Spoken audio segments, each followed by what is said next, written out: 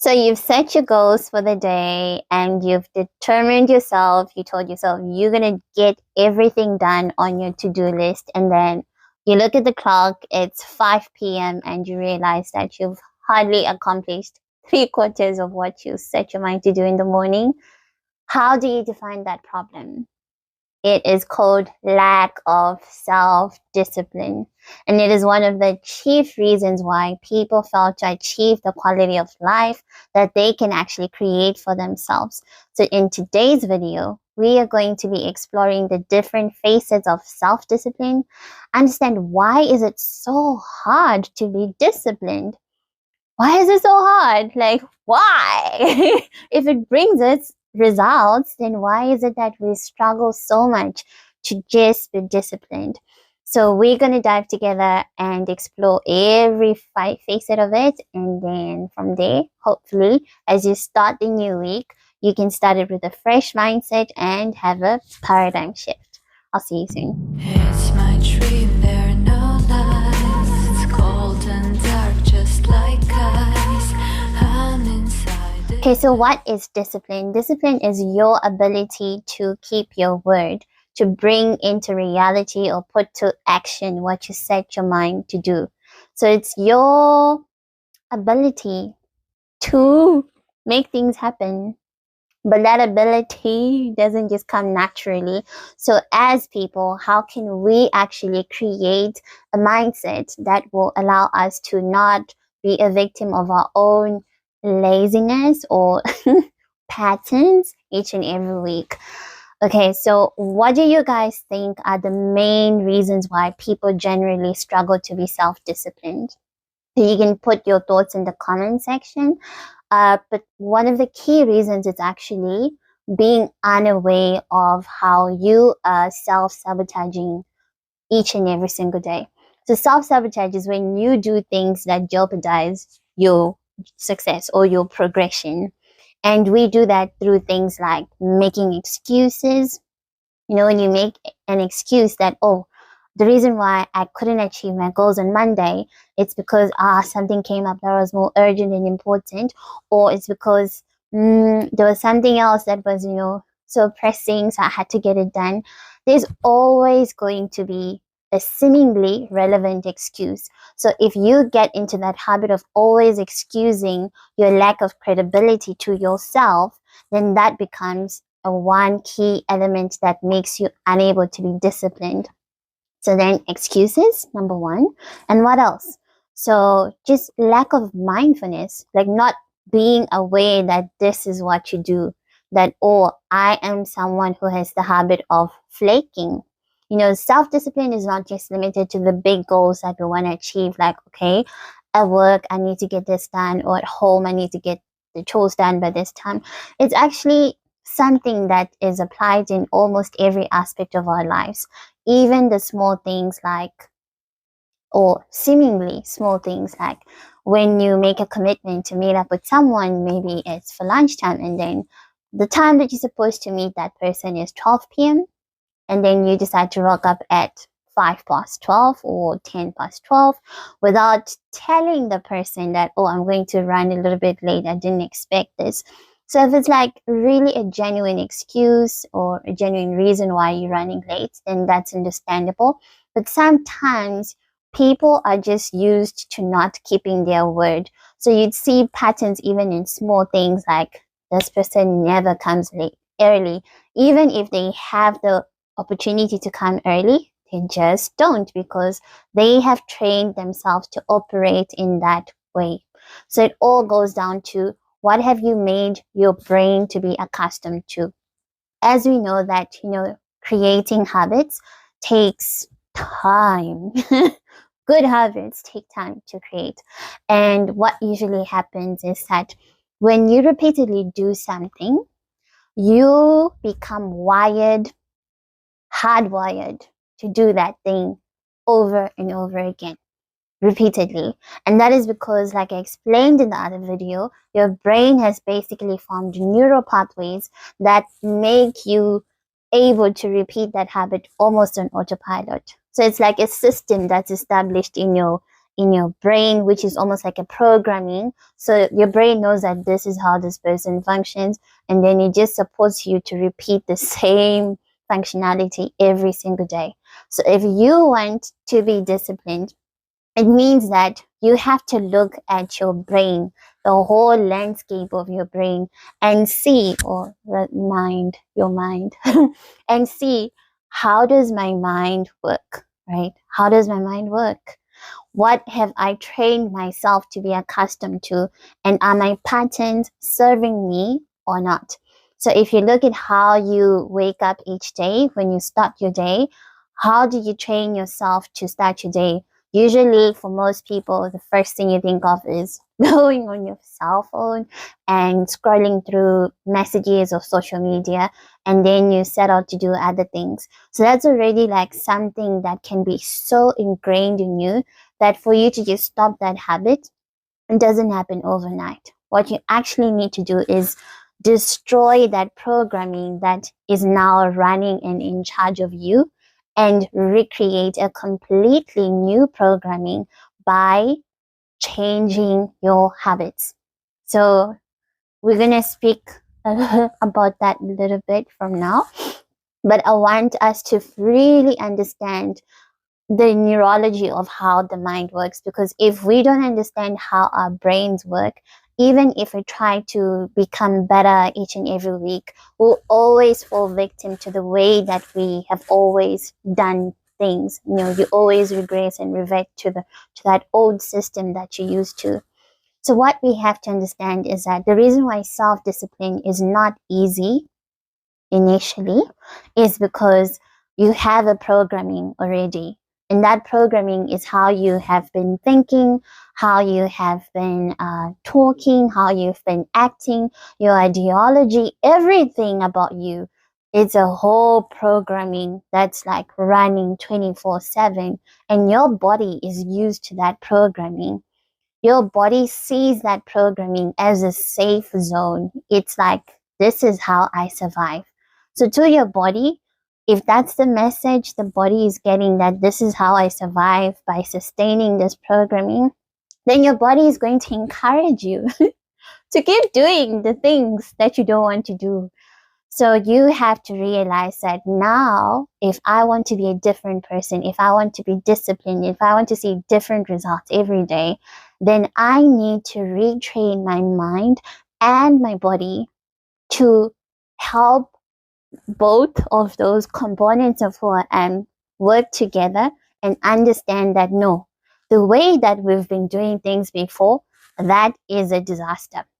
That is a mess. That is actually life-threatening, which means I need to make my body believe that the new way that I want to start living is what's going to help me survive and thrive. So if you collaborate and communicate with your mind and your body that, hey, what have we been doing before? It ain't working, and it's gonna get us in a lot of trouble. But if we do this, if I do this, then that's going to make us survive. It's going to make us safe. It's going to make us thrive. How do you do that? Obviously, you can't talk to your body. You can talk to your brain through affirmations, but it all has to do with the messages that you meditate on, the messages that you tell yourself that, okay, this is going to be fun. It's going to be fun. So if you tell yourself that this is going to be fun, it's going to be amazing. If I do this, if I change things, then it's going to be amazing. Then your body is listening to that message that you're telling yourself. And guess what it does? It will start to cooperate with the changes that you want to implement. But if you tell your body a different message, for instance, you want to start waking up at 6 a.m., make your prayers if you are a spiritual person, or meditate, read something that just nourishes your mind before you start your day, and then start your day as early as possible so that you can get most of what you need to do early. Then you have to definitely communicate with your mind. You have to make your mind look forward to those changes.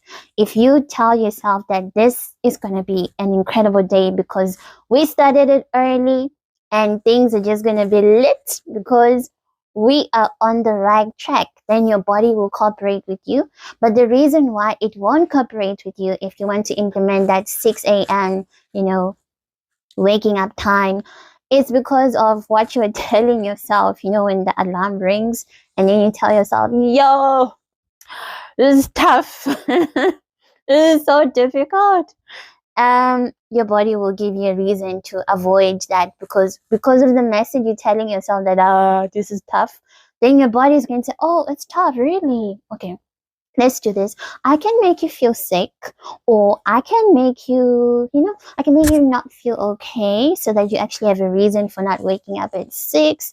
And then that's how the old pattern gets repeated again, because you have convinced your body that what you're about to do is going to give you pain. So your body will be like, oh, okay, we don't want pain, so let's not do that. And then your body will just force you to sleep more, or just not cooperate with the new plan that's actually going to make your life rocking. So you have to train yourself to be very aware of what you tell your mind and your body. Make yourself excited about the new plans you'd like to implement, of how you're going to start to live as a disciplined person. If you look forward to those changes with a negative, pessimistic mindset, then it's not going to work. It is not going to work, because already you are sending signals to your body and your mind that there's danger coming, and your mind is just not going to accept that. It's just going to be like, no, let's go back to what's familiar. Let's go back to what we know. It's safe. Let's do that. The results are predictable. And then that is how all these problems come into play. So now that we have looked at how the brain works when it comes to this whole disciplines thing, we will now dive into the next section, where we're going to look into the solutions of how you can actually be tremendously successful at implementing discipline in your life and getting the results that you want out of each day. And by that, I don't mean just being successful at achieving your goals, about hard work. I mean being able to work hard so that you can actually have a lot of time to play and do whatever you want. Because if you feel like you don't have enough time to do what you want, it's probably because you haven't organized your time well. That is why all the time you always feel like you have to work. But if you manage your time well, then guess what? You will have all the time in the world that you need to enjoy life.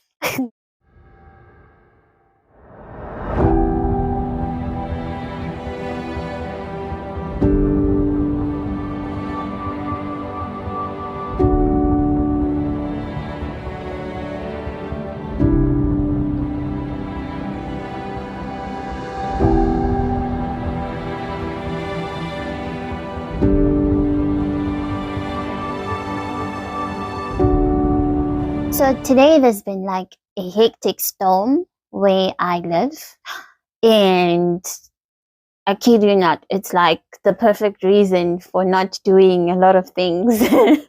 For example, in the room that I usually record my videos, it's very dark. So when I got home, I was just like, I'm not gonna record a video today because, well, the room is too dark. And then I realized that, okay, I'm doing the same thing that I've been doing before that makes me procrastinate and not achieve my goals, which is excuses. So anyway, I made a plan. I called myself out, and then I rectified that problem. So in terms of looking at what actually makes us not achieve what we really want to,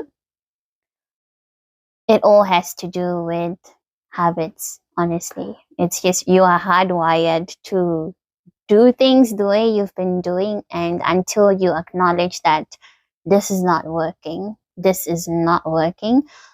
you're going to achieve the same results over and over and over again. So now that we want to shift from being that person who's constantly unhappy with themselves, because you look at your days and you're like, I could have actually achieved more, we want to shift from that zone. We need to shift. And what you need to recognize is that you have the power to make the change. Like, you don't have to wait for the perfect conditions. You have the power to start doing what you can with what you have right now. So how are you going to do that? So the first thing is to realize that, okay, I've got a programming that's no longer working for me. It's outdated and it's making my life slow, just like a computer that has this old programming. You just need to upgrade to a new Windows 11 or something. Otherwise, if you try to, achieve your goals with a programming that's already obsolete, then nothing is going to work. So the first step is to detach, like emotionally detach yourself from who you used to be and how you used to do what you used to do, right? I'm not a morning person. I've heard that statement a lot of times. I say that statement a lot because I'm actually nocturnal, and I realized, no, I've made myself not to be a morning person, and I can change that at any point if I make up my mind to. So it's just about acknowledging that what you were doing is not working. Right now, I need to destroy that programming and create an entirely new programming. And now I need to understand the process of how that new programming will be successfully installed in your brain, so that, the more you repeat actions every day that support that programming, the more it's hardwired and the more you are a new person. Sounds nice. Okay, so with the new programming, you have to be very clear about what you want to accomplish. So the first thing is to write a blueprint of what do you want to see? What are the changes that you want to see? So write that blueprint down. If you're not a journaling person, I would advise that you still write it down anyway, because that script is really going to be evidence for you and a blueprint that can always remind you that, hey, this is our goal, this is our destination, we're working towards this. So when distractions come up, then you'll be able to revert back to that blueprint and remind yourself what matters to you. So write it down. If it's work, then you have to state very clearly what kind of productivity you wish to have every single day and week. If it's at home, just generally your input at home, you have to state very clearly what difference do I want to see. So if you're not specific about what you want, and if you don't have like a measurement of this is how far I want to go, then every day, whatever you achieve every day becomes okay, because anyway, you didn't have a specific goal of what you wanted to achieve. So, when you are specific, it allows you to actually measure your days and review them and see if you can deem that day as a successful day or not. Pardon me, I'm starting to shiver. It's really storming and I'm not wearing anything warm. But yes, we're almost done, so I will finish just now. So yes, once you finish writing that blueprint, the next thing is now, yes, to prepare yourself mentally. And you do that through being very clear about why you're doing this. Why is it important for you to enjoy the pain and temporary suffering that you're about to? Why do you have to implement these changes? So make sure that your why is also clearly written about why you need to accomplish those goals. And then thereafter, you can use affirmations if you want, like, yes, I can do this, I can do this. That's an affirmation. So mentally prepare yourself. Some people mentally prepare themselves through music. If you are that person, girl, guy, do that. Do that. So mentally prepare yourself. Pray. If you're someone who's spiritual, pray. Yes. And then thereafter, what you have to do is to now create a routine. So, oh my goodness, I cannot stress this enough. A routine is extremely important. So you need to have a routine. And the reason why it's extremely important is because it's going to bring order and organization into your life. So personally, I don't like feeling controlled by a diary or, paper. I don't like that. I just like the freedom of knowing that I can do whatever I want whenever I choose to do it. And I've done that for a very long time, and I can see that it doesn't work. Like, it doesn't work. Even though I'm running away from a routine, the alternative is clearly not working. So this is what has allowed me to be humble with myself and then go back to a routine after realizing that what I pride myself to be is actually not working. This free spirit who just wakes up and does whatever they think is based according to, like just winging the day. It just doesn't work. You don't accomplish as much as you can if you actually had a set schedule of this is when you're going to do this, that is when you're going to do that. So set a routine, be very specific about what you're going to do in the morning, in the afternoon, in the evening, and then also set just like some time blocks of when you can actually set aside time to have a breather, reward yourself for maybe like accomplishing what you needed to do half day, maybe. So you need to make sure that it's not just all work and no play. So put little breaks in between so that you can also like stimulate your mind to be motivated to keep going. So put those little breaks in between. And then stick to that schedule. Make sure that you stick the routine somewhere where you can see it. It has to be in your face. The problem with just writing your plans in a diary is that you can put a diary somewhere and you won't open it for hours or days.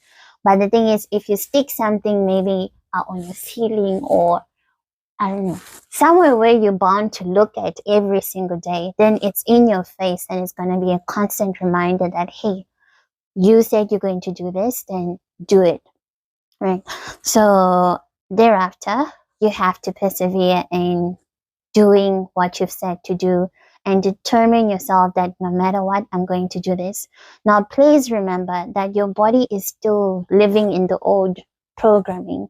So it's going to still, you're going to feel the same way. Like, I don't want to do this. So that feeling shouldn't be the basis of what you make your decisions upon. And that's the problem. People often make decisions based on how they're feeling, which is a very dangerous and quite frankly foolish way of living, because feelings are very deceptive. So you can feel a certain way this morning, the next morning it's a different way, and it's very unreliable. So it's important that you prepare yourself for feeling all kinds of things, and then prepare not to listen to those feelings. And your standard of me doing something always has to be based on my decision. I decided that I'm going to use my month this way, and that's what we're going to do.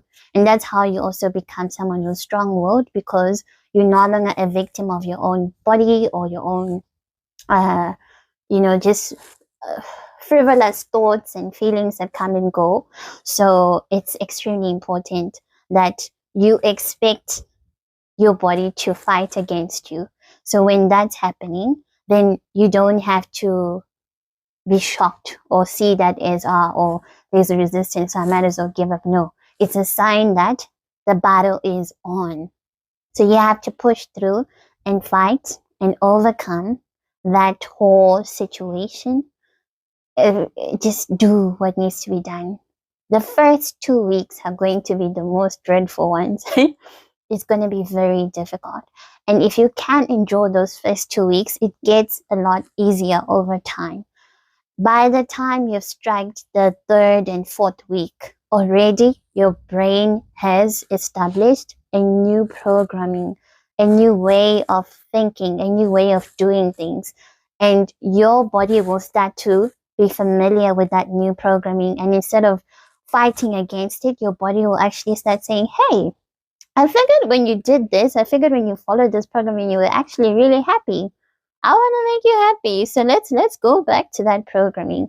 So you just need that perseverance of that 1 month or 3 week period whereby you face the most resistance. If you can overcome that period, I kid you not, you will be able to accomplish the new habits that you want to have. And all you have to do is to persevere. So consistency is key. Keep going. Even if you fail to achieve exactly what you wanted in one day, don't now discredit yourself completely and then say, oh, I failed. No, keep going. Even if you missed your target 2 days in a week, that's fine. Continue to go.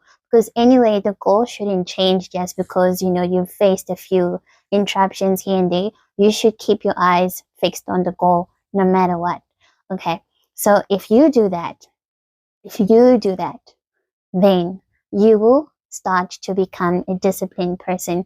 And also remembering that when you do all of that for yourself, your relationship with yourself also improves because you start trusting yourself more, knowing that, oh, I'm actually someone who can do what I said and what I tell myself that I'm going to accomplish.